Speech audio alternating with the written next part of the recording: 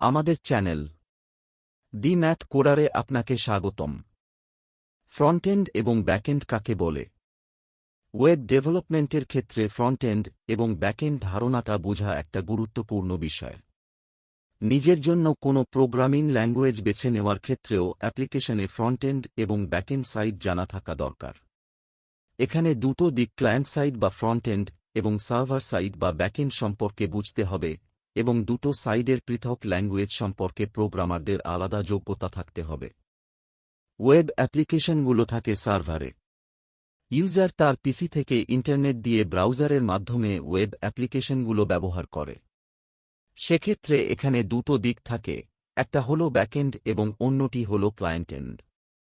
Server side application develop করার জন্য বিশেষভাবে আলাদা ল্যাঙ্গুয়েজ আছে, যেমন পিএইচপি, পাইথন এবং জাভা।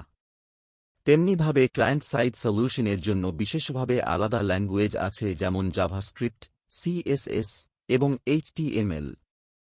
সার্ভার সাইডের কার্যকলাপগুলো সাধারণত ইউজাররা দেখতে পায় না, এজন্য একে ব্যাকএন্ড সাইড বলা হয়। অন্যভাবে ক্লায়েন্ট সাইডগুলোর কার্যকারিতা ইউজারদের চোখের সামনে থাকে, এজন্য এটাকে ফ্রন্টএন্ড বলা হয়। মনে রাখতে হবে, আমরা এখানে ওয়েব অ্যাপ্লিকেশনের ক্ষেত্রে আলোচনা করব।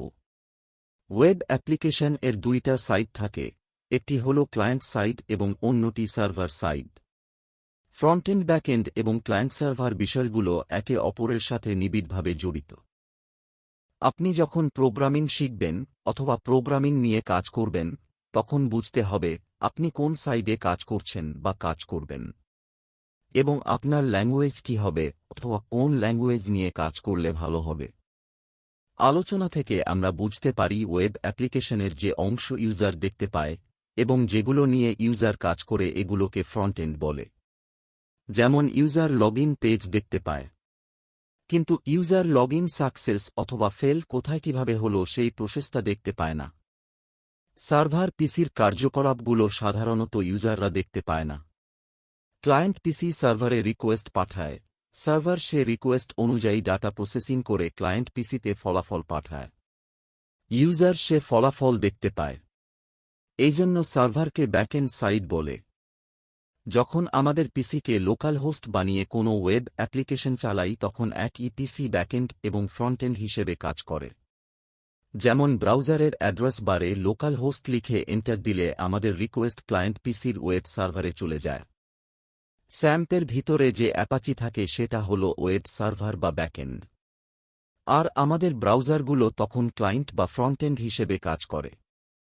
এ থেকে আমরা বুঝতে পারলাম ওয়েব অ্যাপ্লিকেশনে চোখের আড়ালের কাজগুলো ব্যাকএন্ড এবং চোখের সামনের কাজগুলি ফ্রন্টএন্ড হিসেবে চিহ্নিত করা হয়। ব্যাকএন্ডের কাজগুলো পিএইচপি করে এবং ফ্রন্টএন্ডের কাজগুলি এইচটিএমএল করে। ভিডিওটি ভালো লাগলে একটি লাইক দিন। কোনো কথা থাকলে কমেন্টে লিখুন। আপনার বন্ধুদের মাঝে শেয়ার করুন। পরবর্তী ভিডিও পাওয়ার জন্য আমাদের চ্যানেলটি সাবস্ক্রাইব করুন। ভিডিওটি দেখার জন্য আপনাকে অশেষ ধন্যবাদ।